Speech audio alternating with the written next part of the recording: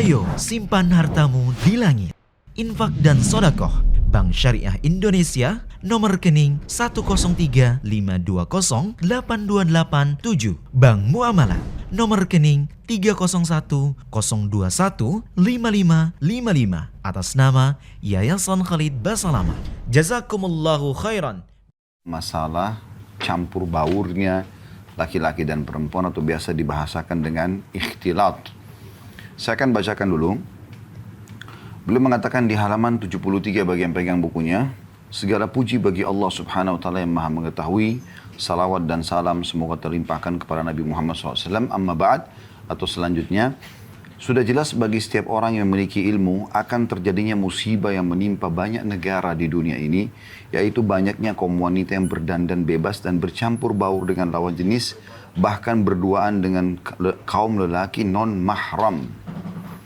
Ini dulu kita garis bawahi ya. Jadi beliau membahasakan sebagai seorang muslim bahwasanya hal yang dilarang dalam agama, dalam arti kata bercampur baurnya laki-laki dan perempuan secara umum ya, di tempat umum, itu adalah perbuatan yang tidak benar dalam agama Islam. Dan berarti juga singgungan ini sebenarnya lebih fokus kepada setiap muslim. Karena orang non-muslim tidak punya peraturan ini dalam hidup mereka. Mereka tidak punya peraturan ini dalam hidup mereka ya. Jadi di sini lebih fokus kepada komunitas Islam, komunitas muslim. Bagaimana mereka harusnya menjaga ini. Jangan membiarkan di tengah-tengah komunitas mereka pencampur bauran yang terus terjadi antara laki-laki dan perempuan ya. Karena memang yang bukan mahram maksudnya, dengan kondisi berdandan ya, berpakaian yang terbuka, pamer aurat, seperti umumnya biasa kita lihat ya di beberapa komunitas itu sering terjadi. Mereka teman-teman sekalian bercampur baur dengan tujuan tentunya pergaulan bebas ya, dengan tujuan pergaulan bebas di sini. Baik. Nah, di sini kalau seandainya percampur bauran itu terjadi umum seperti orang di pasar, di mall, tapi tertutup aurat, wanitanya tidak dandan karena ada hajat mereka keluar. Nah, itu tidak ada masalah. Bukan itu yang sedang dibahas sama beliau. Yang sedang dibahas ini karena dandanannya ya, dan mereka keluar dengan menjadi sumber fitnah bagi kaum laki-laki. Karena pakaiannya yang seksi, bau badannya yang wangi. Bahkan mungkin kebanyakan mereka tidak menggunakan pakaian yang seindah itu, seseksi itu di depan suaminya. Gitu kan. Jadi mereka memilih pakaian-pakaian yang paling menggoda untuk keluar. Ya, bahkan kadang-kadang subhanallah seakan-akan sudah tidak berpakaian. Sudah tipis, ya, sudah ketat, pendek. Ya. Ini semua bercampur seakan-akan tidak berpakaian lagi. Sementara ulama membahas, ya, memperlihatkan aurat itu ada dua. Bisa dengan memperlihatkan fisik kulit yang memang dianjurkan untuk ditutup ya. Juga memperlihatkan lengkukan tubuh dengan menggunakan pakaian ketat. Makanya maksud dalam sabda Nabi SAW tentang wanita ahli neraka adalah wanita yang berpakaian tapi ya, seperti telanjang. Nah ini yang yang banyak terlihat ya, banyak terlihat sehingga sulit sekali untuk dibahasakan kaum lelaki tidak tergoda, itu sulit sekali. Tapi yang ada adalah justru tergoda memang, mau tidak mau gitu, pasti akan tergoda dengan sikap dan penampilan daripada wanita ini. Lalu beliau mengatakan selanjutnya, mengubah bentuk fisik mereka yang diciptakan oleh Allah, memperlihatkan wajah dan tidak lagi menutup aurat di hadapan lelaki non mahram, serta memperlihatkan aurat yang diharamkan oleh Allah untuk ditampakkan. Tidak diragukan lagi, semua perbuatan itu adalah kemungkaran besar dan maksiat besar, berat. Allah Subhanahu wa taala menyebutkan dalam firman-Nya di dalam surah Al-Ahzab ayat 33, A'udzu billahi minasyaitonir rajim, wa qarna fi buyutikunna wa la tabarrujna tabarrujal jahiliyatil ula wa aqimnas salata wa atinaz zakata wa athi'na Allah wa rasulah. Hendaklah kamu, hai para wanita, tetap di rumahmu. Jadi sudah pernah kita bahas itu ya. Rumah bagi kaum muslimah adalah tempat terbaik dia untuk mendekatkan diri kepada Tuhannya dan jauh dari pelanggaran-pelanggaran agama. Mereka keluar pada saat ada hajat mendesak. Hendaklah kamu tetap di rumahmu dan janganlah kamu berhias dan bertingkah laku seperti orang-orang jahiliyah yang dahulu. Sebelum kenal Islam, sebelum kenal iman, ya, terbuka semua auratnya. Dan dirikanlah solat, tunaikanlah zakat dan taatilah Allah dan Rasulnya. Ayat atau Allah subhanahu wa ta'ala kata beliau, dalam ayat tersebut melarang wanita muslimah yang mulia, terutama istri-istri Nabi Muhammad SAW, ummahatil mu'minin radhiyallahu anhunna, padahal mereka adalah wanita terbaik yang paling bersih, agar tidak berbicara atau untuk berbicara dengan dilarang untuk berbicara lemah lembut kepada kaum laki-laki, dan agar mereka lebih banyak tinggal di rumah saja serta melarang berdandan ala jahiliyah, yakni menampakkan perhiasan dan kecantikan tubuh dari mulai kepala, wajah, leher, dada, lengan, betis dan bagian tubuh lainnya. Nah, jadi lebih kepada tadi bercampur baurnya atau penampakan ya, atau tampilnya seorang wanita di tengah-tengah komunitas masyarakat dalam kondisi terbuka auratnya. Itu intinya, ya. Sehingga akhirnya mungkin satu wanita bisa menyesatkan 10, 20, 30 bahkan 100 lelaki. Itulah ini sangat hubungannya sangat erat sekali dengan apa yang disampaikan oleh Nabi SAW, bahwasanya saya tidak meninggalkan fitnah yang lebih berat bagi kaum laki-laki ya, dibandingkan wanita. Karena ini sangat berat gitu, sangat berat.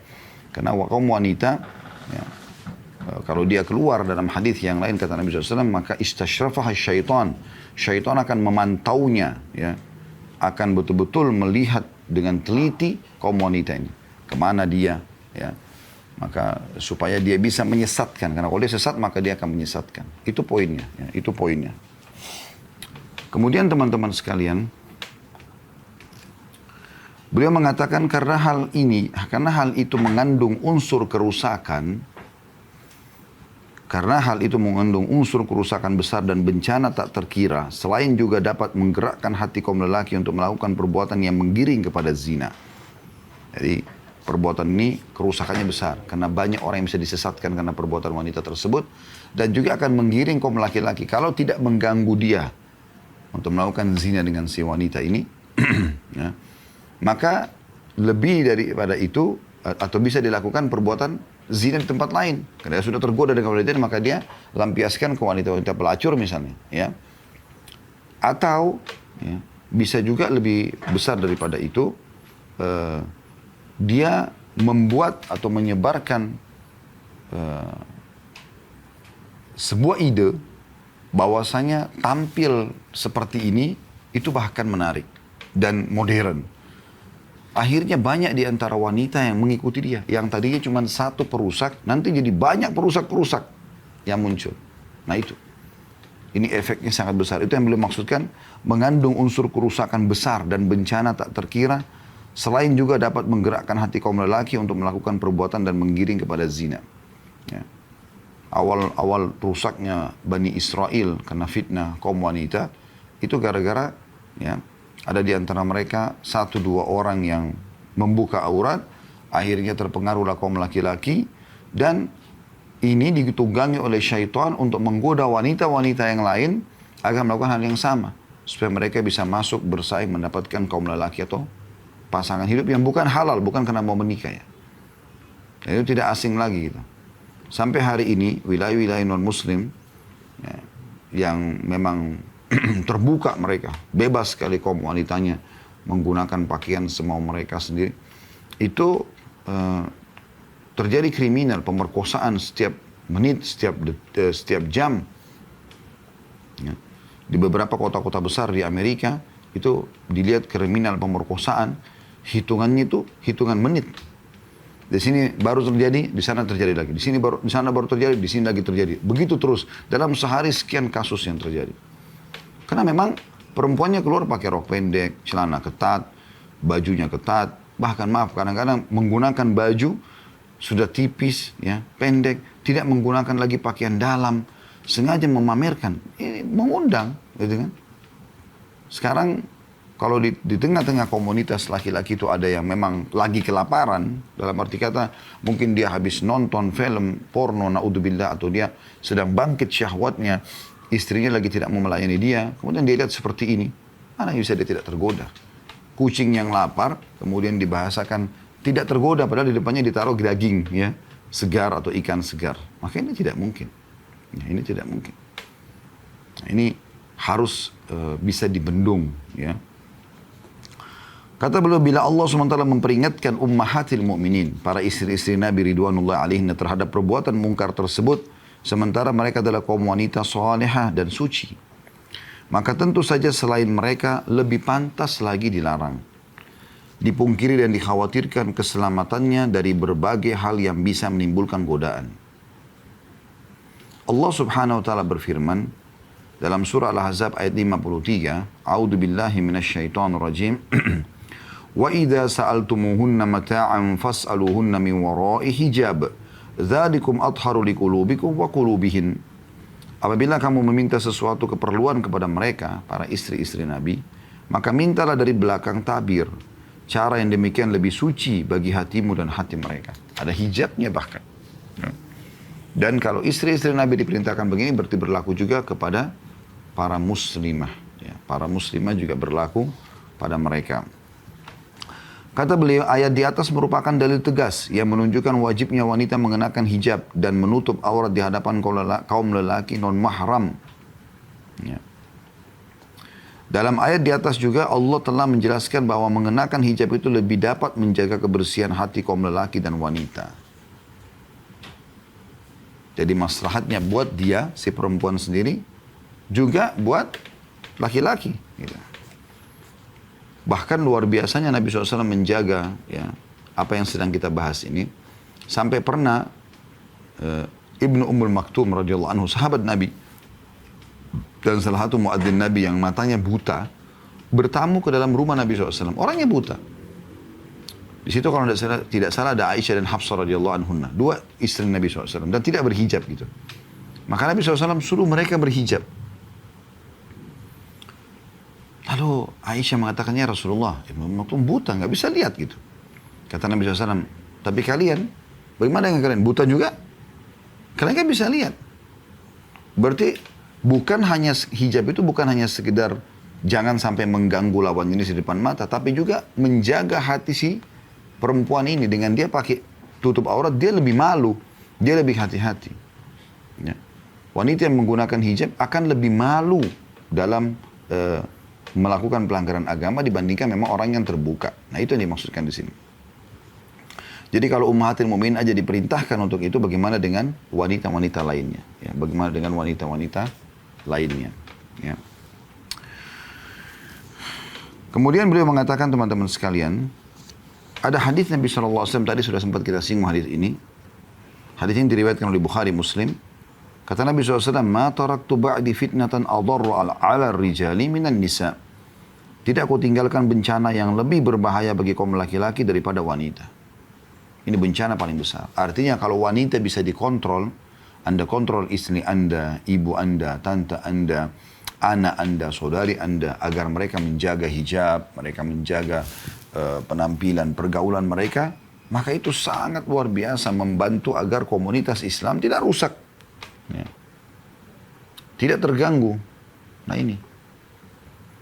Karena satu saja rusak sebagaimana kami berikan gambaran tadi, maka akan cukup satu wanita rusak cukup merusak 100-200 kaum laki-laki. Jadi masalah ini. Ya. Oleh karena itu harus jadi bahan perhatian khusus masalah ini. Biasakan teman-teman sekalian kita menerapkan kepada anak-anak kita dari kecil supaya mereka berhijab, mereka pakai jilbab. Mereka malu kalau tersingkap auratnya gitu. Bahkan di hadapan orang tua juga begitu. Berapa banyak naudzubillah terjadi perzinahan, tingkat perzinahan yang paling tinggi, yaitu perzinahan antara mahram, saudara sama saudarinya. Kenapa? Karena dia selalu lihat saudarinya seksi depannya. Padahal itu mahramnya. Terjadi perzinahan antara orang tua sama anak. Dan ini hukum syar'inya berat ini. Kalau antara bujang sama gadis, orang tidak ada hubungan mahramnya, berzina, hukumnya dicambuk. Kalau sudah nikah dirajam. Tapi kalau orang yang terjadi perzinahan antara mahram, orang ibu sama anak, ayah sama anak, saudara sama saudari, maka Nabi SAW faktuluh, hukumannya mati. Dihukum mati gitu. Mau gadis atau bujang gitu. Yang kalau orang lain hukumnya cuma dicambuk 100 kali gitu. Ya. Karena bahayanya. Dan ini semua efek daripada penampilan yang terbuka ini. Apalagi kalau memang dia dasarnya di luar. Ya. Banyak tempat-tempat pekerjaan orang-orang non-muslim ya. Yang kita sayangkan kalau ada orang muslim.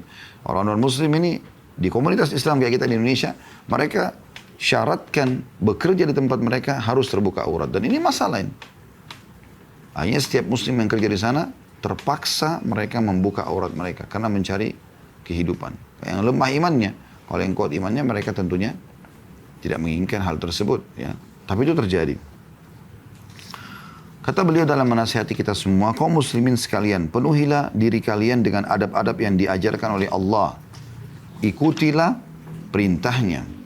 Wajibkanlah istri-istri kalian mengenakan hijab yang merupakan jalan menuju kepada kesucian.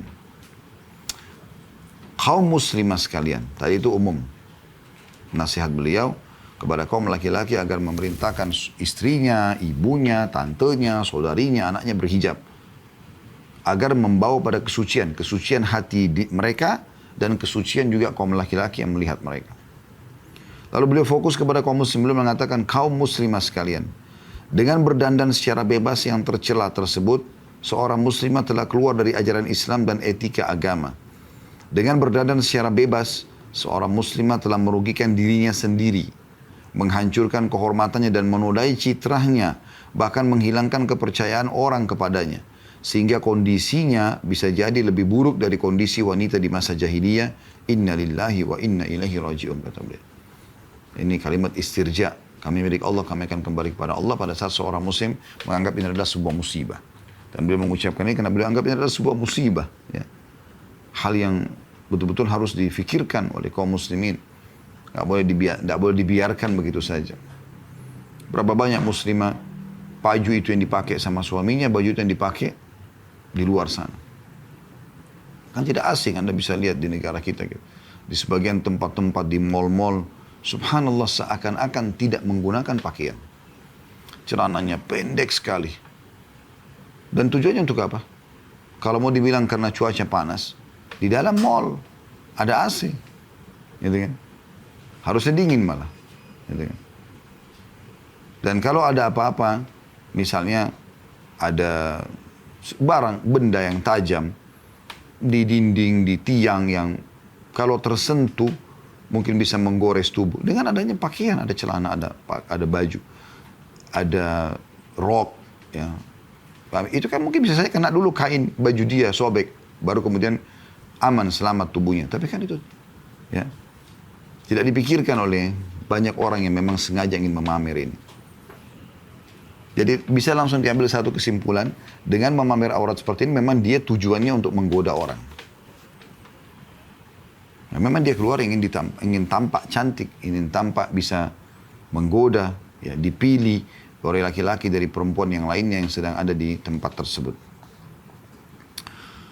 Kata beliau, hamba Allah sekalian, kenapa kalian membiarkan putri-putri, saudari-saudari, bahkan istri kalian untuk keluar ke pasar-pasar dalam keadaan melepaskan jilbab rasa malu, berdandan bebas, memakai parfum dan mengenakan pakaian yang sempit, transparan dan mini, sehingga mencetak bentuk tubuh.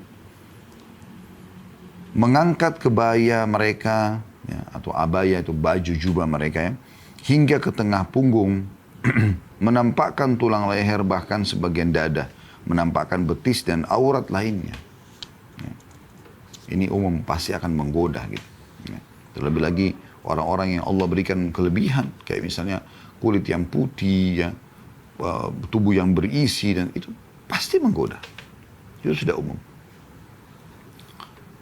Jadi Islam datang itu selain menurunkan tutup aurat, juga menyuruh setelah tutup aurat pun ayat tentang menurunkan pandangan dari yang haram itu berlaku. Jadi dua sisi. Udah tutup aurat, ya sudah bahas kemarin tentang masalah cadar. Bagaimana kalau menggunakan cadar jangan setengah-setengah. Alisnya pun ditutup sehingga cuma bola mata yang kelihatan. Supaya tidak menjadi fitnah. Kalau kelihatan alis lagi, ya cuma begini saja misalnya. Itu kan akan lebih besar fitnahnya. Mungkin kalau dibuka wajahnya mungkin dia tidak seberapa cantik. Tapi dengan menutup Maka dia jadi kelihatan lebih cantik karena kelihatan alisnya dan seterusnya. Itu lagi lebih besar fitnahnya, sudah kita singgung. Sampai seperti itu ulama membahas gitu. Kalau mau betul-betul menyempurnakan hijab dengan bercadar, pakai yang maksimal. Nah, setelah pakai maksimal pun hanya bola mata yang kelihatan, ya, ditutup semuanya, tetap ayat tentang menurunkan pandangan bagi laki-laki dan perempuan berlaku. Coba Anda bayangkan bagaimana luar biasanya Islam membentuk, ya, hukum ini atau menerapkan hukum ini. Dan memang kita berbeda sekali dengan komunitas orang-orang non-muslim yang luar biasa bebasnya gitu. Luar biasa bebasnya. Sehingga perselingkuhan di antara mereka sangat kecil kemungkinan tidak terjadi. Status suami istri, jalan, berkunjung ke rumah temannya, temannya juga suami istri. Mereka akhirnya goda-godaan. Kenapa? Karena memang si teman ini melihat istri temannya, istri temannya melihat suami temannya, dan seterusnya. Ini saling melihat. Dan akhirnya di saat bercanda, lagi makan sama-sama, lagi minum sama-sama, syaitan tunggangi semua itu. Ya. Bahkan dalam sebuah athar disebutkan kalau seseorang matanya tertuju pada yang haram, maka syaitan akan hiasi itu, supaya dia tertarik. Gitu. Sehingga terjadilah akhirnya rasa suka. Ya. Dan suka ini mengundang pada perselingkuhan. Rusaklah rumah tangga tersebut. Ya. Dan terus begitu terjadi. Terus begitu terjadi. Mereka pergi dengan pakaian yang memalukan, kata beliau. Paragraf selanjutnya. Mereka pergi dengan pakaian yang memalukan itu ke pesta-pesta, pasar-pasar dan tempat lain. Bahkan dewasa ini seorang lelaki sudah biasa berjalan bergandengan dengan yang membuka auratnya dan berdampingan di jalan sambil tertawa. Tanpa ada rasa malu atau segan-segan lagi. Dengan enaknya ia mengulurkan tangannya ke penjual barang sambil mengobrol dengan lelaki tersebut. Bahkan lebih parah daripada itu.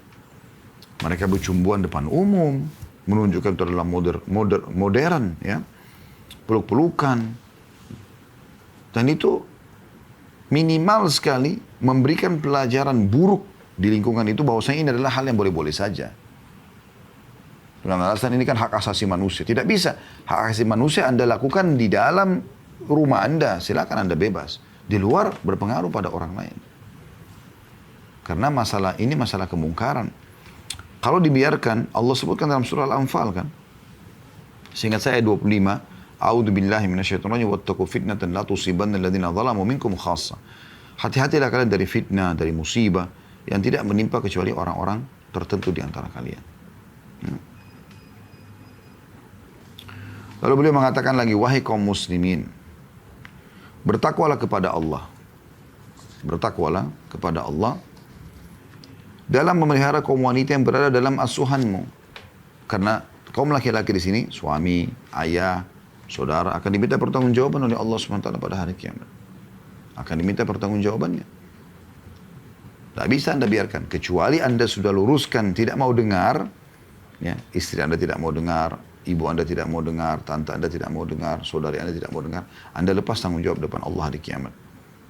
Tapi tetap berusaha untuk dinasihati. Kalau orang tua, ibu, tante kan tidak bisa kita hapus status mereka, anak. Tapi istri, ini bisa dengan tegas. Masuk dalam bab nusyud ini, pembangkangan yang Allah sebutkan dalam surah An-Nisa. Kalau nusyud itu nasihatin baik-baik, kalau tidak mau dihajar, diboikot, diranjang. Kalau tidak mau juga boleh dipukul wanita yang seperti ini. Tidak mau juga dengar, ceraikan. Cari wanita yang baik-baik, yang muslim. Ya.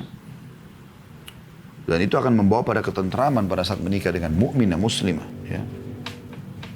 Ada salah seorang yang saya tahu ikhwah.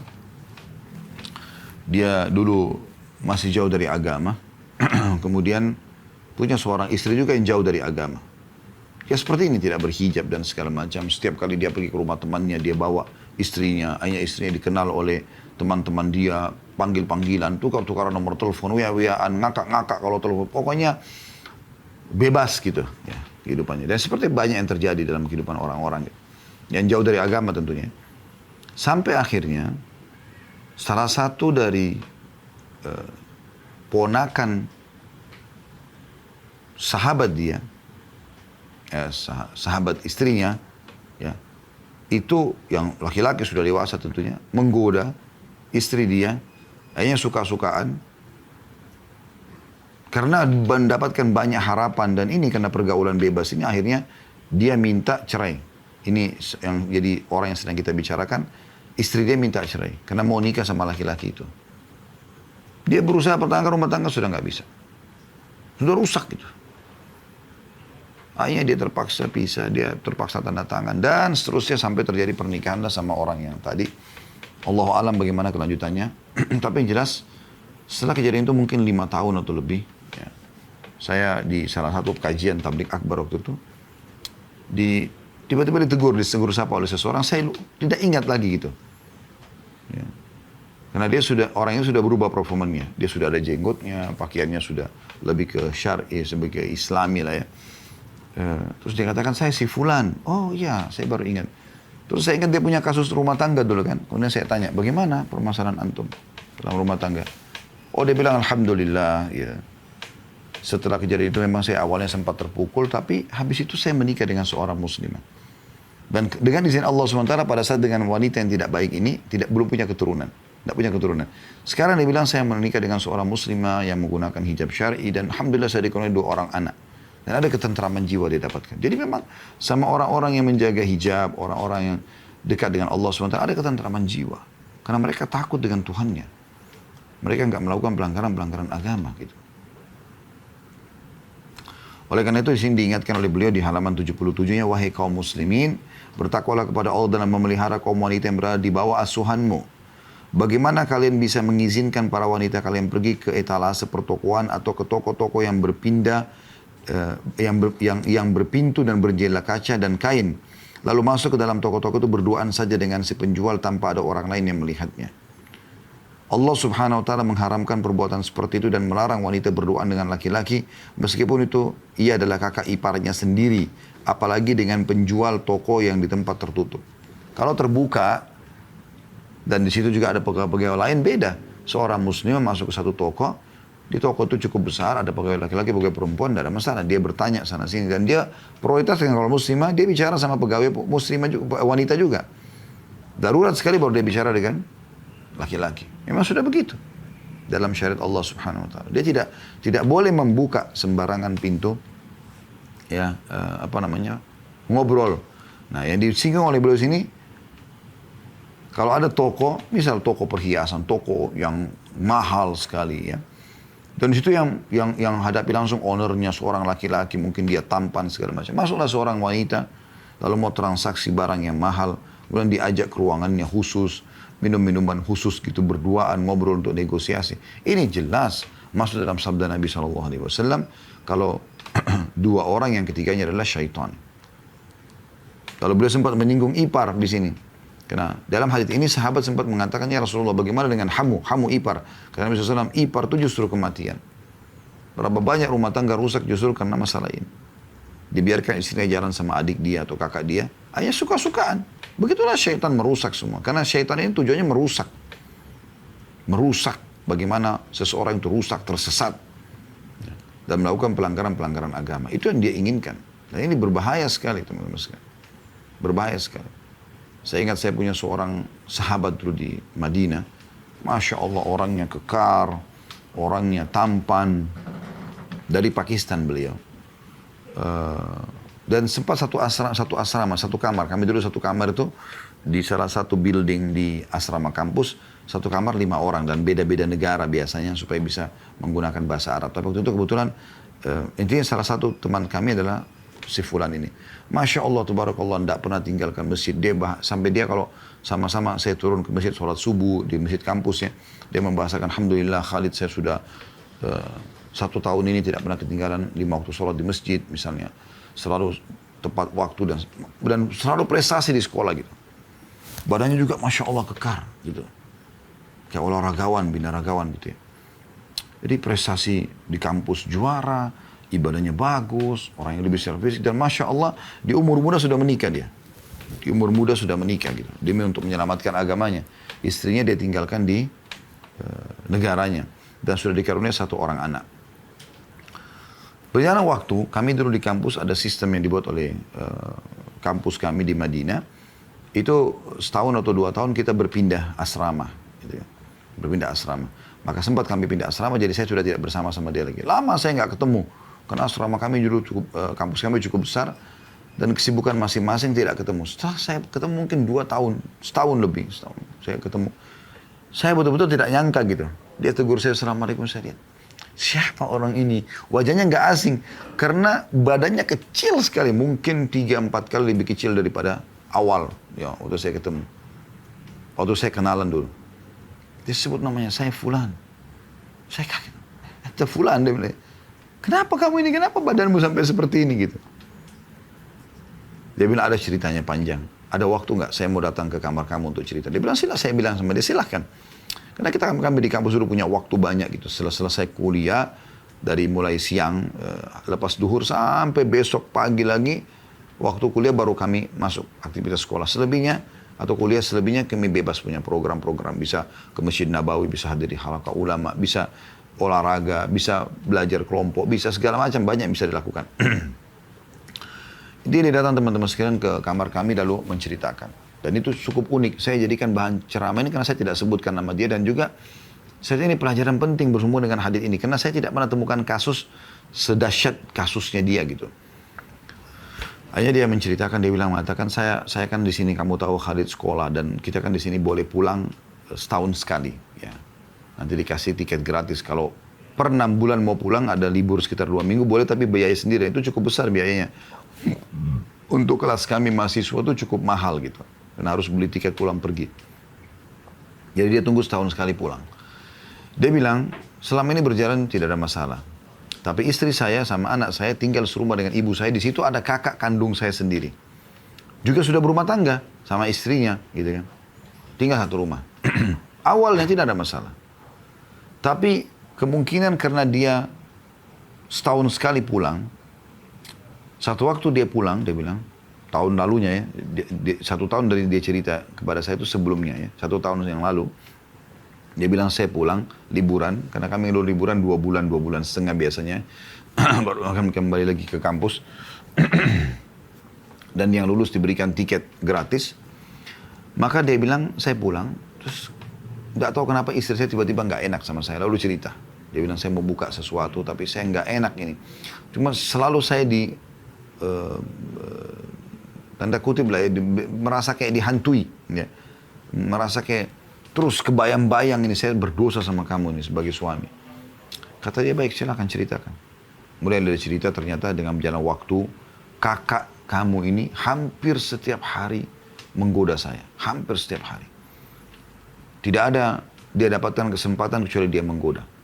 Dengan lirikannya, dengan ucapannya, dengan penawaran-penawaran jasanya, segala macam lah. Intinya itu berjalan sudah cukup lama. Saya coba bertahan untuk tidak tergoda. Tapi satu waktu saya lunak juga gitu. Dan saya tergoda. Dan perlu kamu tahu telah terjadi perzinahan antara kami. Begitu dia dengar perkataan itu teman-teman sekalian, dia bilang, begitu saya dengar betul-betul saya shock pada saat itu. Karena yang berzina sama, selain istrinya berzina, istri dia yang merupakan seperti Allah mengatakan libas, pakaian. Selingkuh berzina, sakit perasaan dia. Semoga Allah maafkan orang yang melakukan yang lalu, tapi ini bahaya sekali. Makanya Nabi bilang ipar itu berbahaya. Dan satu sisi, yang melakukan adalah kakaknya sendiri. Tidak bisa dia hapus statusnya. Kalau orang lain, mungkin dia bisa pindah kota, udah dia lupain. Ini tidak bisa dia lupain kakaknya. Akhirnya gara-gara itu, dia bingung mengambil keputusan apa. Terpaksa akhirnya dia ceraikan istrinya. Ya. Karena dia terus terbawa sakit hati gitu. Akhirnya dia tidak bisa fokus belajar. Badannya jadi turun sampai turun 4 kali lipat mungkin. Turun sekali. Beda sekali dengan yang tadinya badannya kekar. Karena kepikiran masalah ini terus. Maka pada saat itu saya berikan solusi, saya mengatakan. Waktu itu kami masih SMA ya. Sudah masuk di awal tingkat pertama kuliah, saya mengatakan. Saran saya, ya, lebih baik kamu menikah lagi. Untuk mengobati semua ini menikah saja. Dia bilang, insya Allah saya akan menikah dengan seorang juga turunan Pakistan di kota Madinah. Semoga Allah mudahkan. Saya bilang, itu lebih baik. Nikah dan mulailah hidup baru. Karena kalau tidak, akan terus kebayang-bayang hal-hal yang lalu. Karena dia sudah terlanjur ambil keputusan untuk bercerai dengan istrinya. Tapi ini contohnya. Ya. Kemudian selanjutnya, Beliau mengatakan Islam melindungi wanita dengan melarangnya berduaan dengan kerabatnya yang bukan mahram. Bahkan itu digambarkan bagikan sebuah kematian. Sesuai dengan sabda Nabi SAW, "Iyyakum wad-dukhula 'ala nisa." Faqala rajulun min ansar atau min al-ansar, "Afara'aita al-hamwa?" Qala al-hammul mautu. Hati-hati kalian agar jangan menemui kaum wanita, ya. Maksudnya bukan mahram, berdua-duaan. Salah seorang dari orang Ansar bertanya, bagaimana dengan saudara ipar? Saudara, ya. Beliau mengatakan ipar itu justru kematian. Hadis riwayat Bukhari. Ini yang saya jelaskan tadi contohnya. Lalu kemudian kata beliau, ipar adalah saudara suami atau kerabatnya. Ya. Seperti anak pamannya dan yang lainnya. Ini juga termasuk ya, sepupu ya. Karena di Indonesia ini biasa orang anggap sepupu itu saudara. Maka nggak apa-apa nggak pakai hijab. Ini nggak boleh. Sama ini ya. Dan kalau Anda masih ingat, kita pernah membahas di Kamis ini, sebelum bedah buku ini, kita pernah bahas 70 keluhan wanita. Di antaranya adalah berobat kepada dokter saja. Itu luar biasa gitu. Setiap muslimah wajib bagi dia mendahulukan dokter muslimah, wanita muslimah. Kalau tidak ada, dia baru pindah ke dokter wanita kafirah. Kita perempuan, walaupun perempuan kafir. Kalau tidak ada, baru darurat penting betul, baru dia pindah ke dokter laki-laki muslim. Itu sampai seperti itu. Gitu kan. Kalau tidak ada, baru itu terakhir, dokter laki-laki. Yang non-muslim, kalau misalnya dia betul-betul di komunitas yang dia tidak ada dokter muslim di negara non-muslim, apa boleh buat? Gitu. Dan tidak bisa dia kalau tidak berobat, itulah. Tapi bayangkan teman-teman sekalian, dalam berobat saja anjurannya seperti itu. Ya. Dikatakan di sini, bila kerabat suami saja sebagai kematian dan kebinasaan, bagaimana dengan lelaki yang tidak memiliki hubungan kerabat dengannya? Lebih bahaya lagi gitu. Ya, lebih bahaya lagi. Bahkan kadang-kadang subhanallah terjadi perselingkuhan antara majikan sama supir, sama security.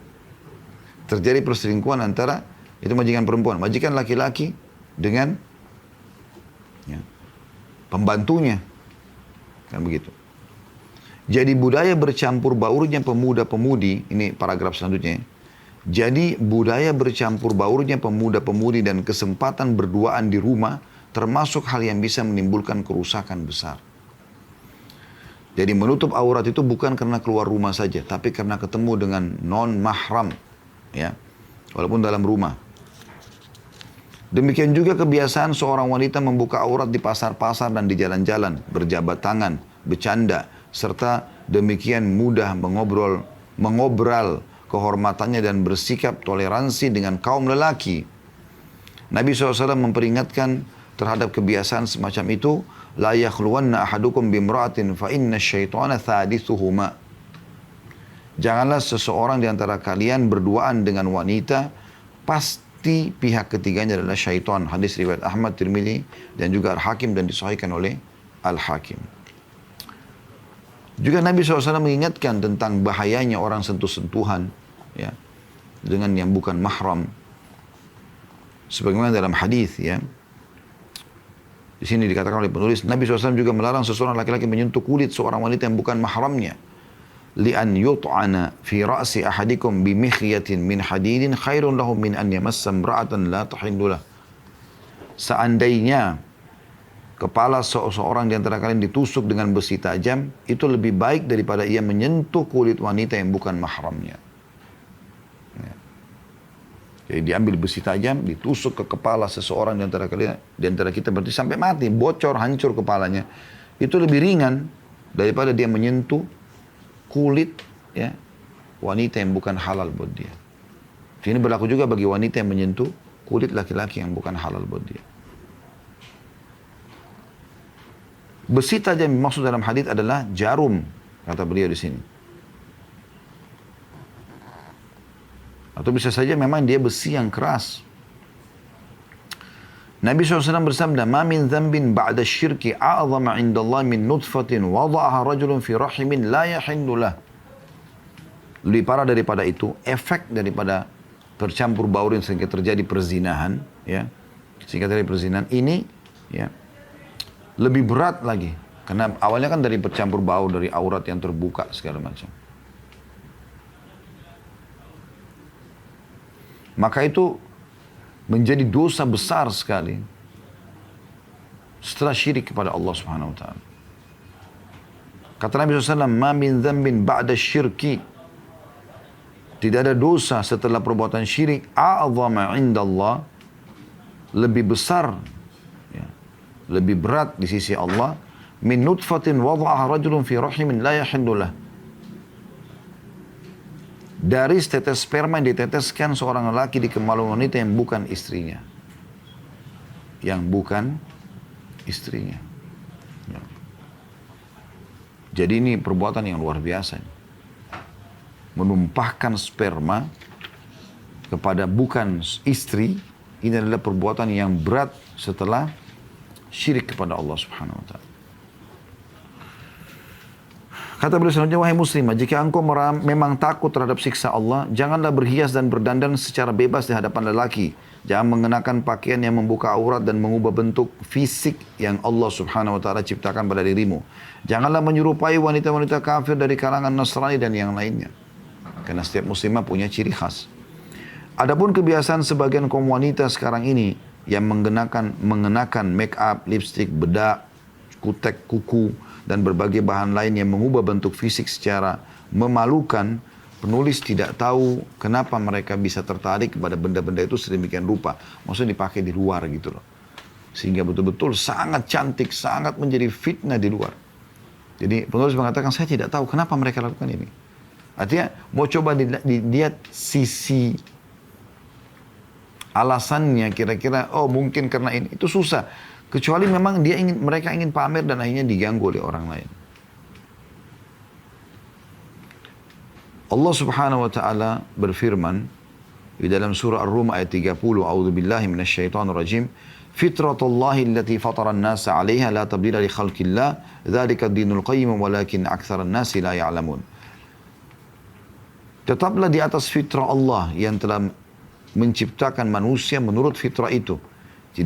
Tidak ada perubahan pada fitrah Allah, itulah agama yang lurus, namun kebanyakan manusia tidak mengetahuinya. Lalu apa yang mendorong kalian mengubah ciptaan Allah itu, wahai wanita muslimah? Apakah itu yang disebut dengan modernisasi? Sungguh kebiasaan yang tidak bisa disambut baik karena jelas menyebabkan kemurkahannya, yang besar kata ganti Allah, terhadap diri kita semua. Jadi efek wanita pamer aurat ini bukan hanya sekedar pada diri dia, tapi juga pada orang lain.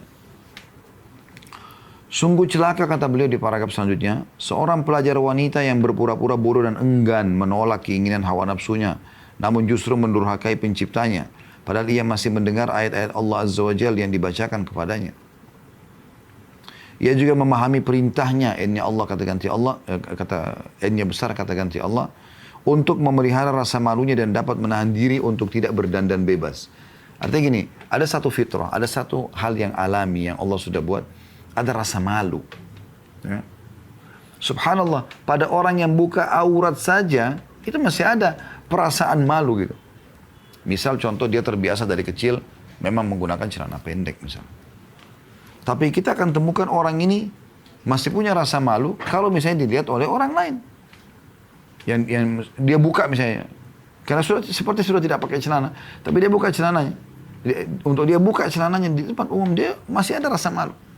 Betul-betul kecuali dia sudah menarik semua, mencabut semua rasa malu dari hatinya, sudah sangat rusak, pelacur yang kelas dunia, memang sudah tinggal masuk neraka tanpa hisab itu. Ya, jalan tol ke neraka. Dia udah menyesat, dia memang menyesatkan semua kaum laki-laki yang dia temukan. Maka itu berbeda. Tapi umumnya mereka punya rasa malu. Masih ada rasa malu sebenarnya. Jadi ada fitrah. Kenapa dirusak fitrah malu itu? Kenapa dirusak? Ya. Anda muslimah, kalau seandainya Anda tiba-tiba lagi di rumah sendirian, lalu ada yang bel rumah, ngantar sebuah paket. Anda pesan misalnya makanan. Anda masih punya rasa malu kan? Anda terima lalu Anda tutup pintu. Itu fitrah alami itu. Kecuali orang itu rusak sekali memang. Dia seorang pelacur yang rusak akhlaknya. Maka semua laki-laki dipersilakan masuk. Lalu dia berduaan, dihidangkan minum. Lalu mereka bermesraan. Ini pelacur. Tapi kalau yang fitrahnya nggak mungkin. Nggak mungkin. Bahkan kalau laki-laki tiba-tiba mendekati dia, mau kenalan segala macam. Dia mungkin tinggalkan. Itu fitrah biasanya.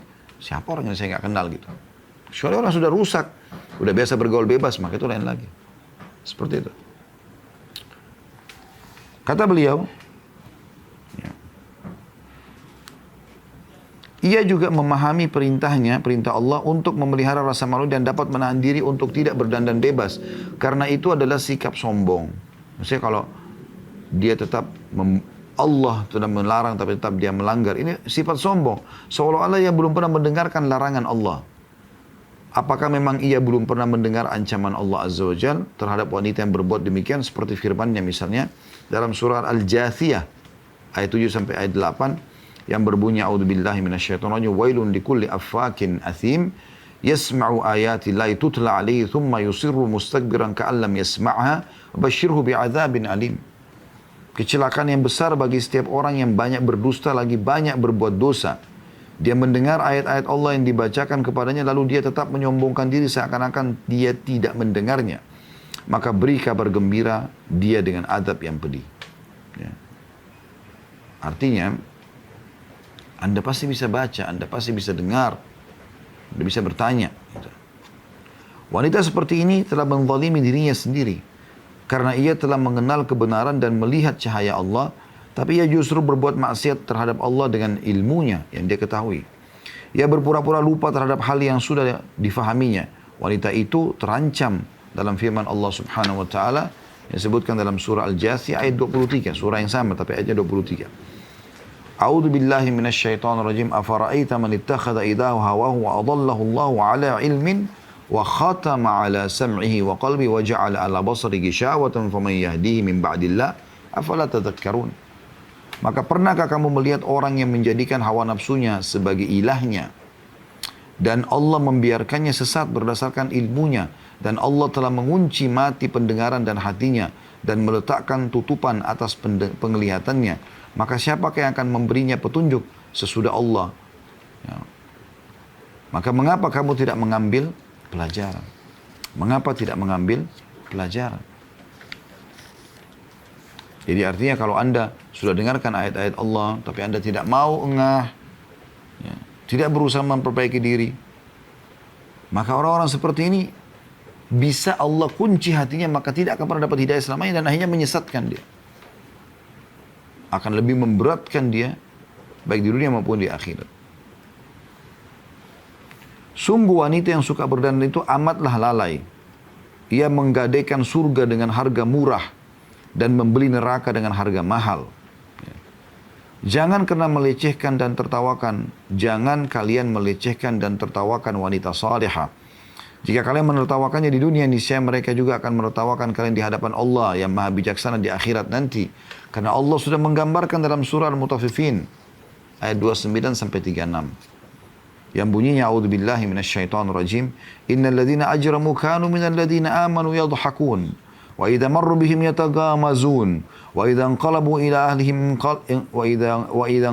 إلى أهلهم انقلبوا فكهين وإذا رأوهم قالوا إن هؤلاء لضالون وما أرسلوا عليهم حافظين فاليوم الذين آمنوا من الكفار يضحكون على الأرائك ينظرون هل ثوب الكفار ما كانوا يفعلون. Sesungguhnya orang-orang yang berdosa adalah orang-orang yang dulunya di dunia menertawakan orang-orang yang beriman. Oh jilbab, oh cadar, oh besarnya bajunya, apa nggak panas, ya, kampungan, garis keras, oh segala macam. Mereka ngolok-ngolok. Ini sudah Allah ceritakan dalam surah Al-Mutaffifin ayat 29 sampai 36. Sesungguhnya orang-orang yang berdosa tidak tutup aurat menertawakan yang tutup aurat.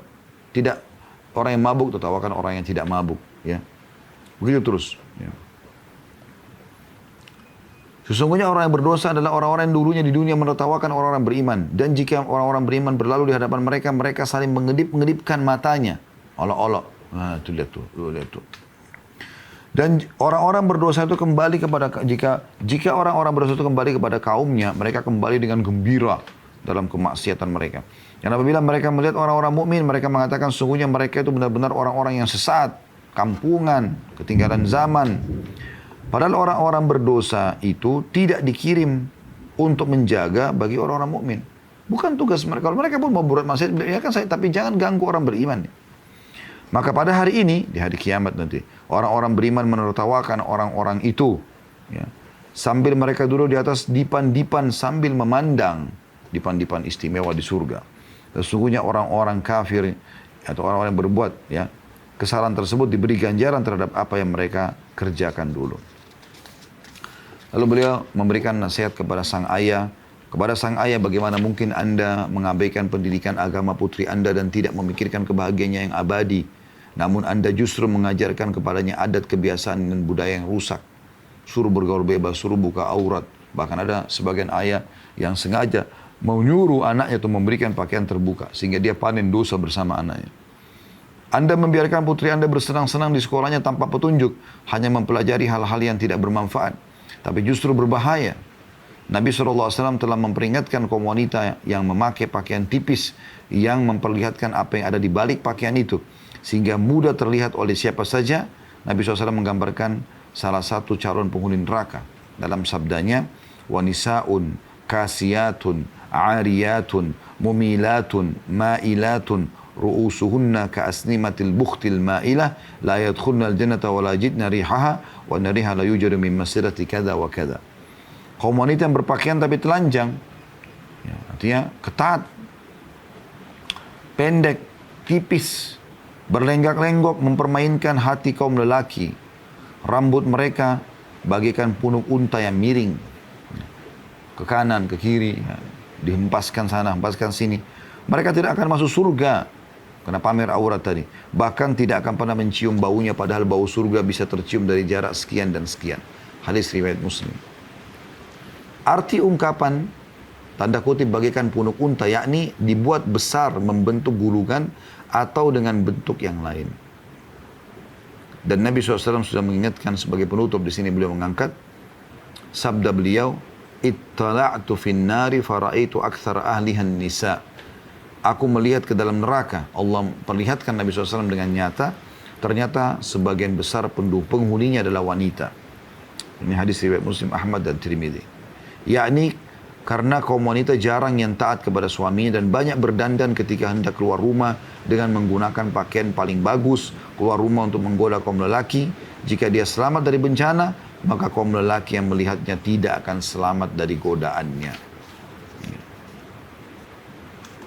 Dan ini berbahaya. Sebagai penutup saya tambahkan teman-teman sekalian, bahayanya sekarang medsos. Apapun itu sifatnya, mau YouTube, mau Facebook, mau Instagram, mau TikTok, mau apa saja gitu. Banyak sekali muslimah. Saya tidak mau bicara wanita kafirah. Muslimah. Wahai muslimah, bertakwa kepada Allah Subhanahu wa ta'ala. Kenapa berlumba-lumba pamer di sana joget Anda, aurat Anda, kecantikan Anda? Kenapa? Apa yang Anda dapatkan? Follower kan? Hanya itu yang mau dikejar. Artinya makin banyak orang yang melihat Anda dan memuji Anda. Sehingga setiap kali orang lihat Anda, maka dia akan, atau Anda akan dapat dosa. Atau memajang foto Anda. Sehingga akan menjadi penyebab pelampiasan syahwat-syahwat yang tidak jelas. Atau bahkan mungkin ada orang yang sengaja mencari Anda sehingga akhirnya ya, terjerumus dalam kemaksiatan. Semua itu akan dihisab oleh Allah SWT pada hari kiamat. Maka jaga diri Anda dari kemaksiatan kepada Allah. Dan juga jaga jangan orang lain sampai terjerumus dalam kemaksiatan kepada Allah Subhanahu wa ta'ala. Semoga Allah selamatkan kita dari pelanggaran-pelanggaran seperti ini.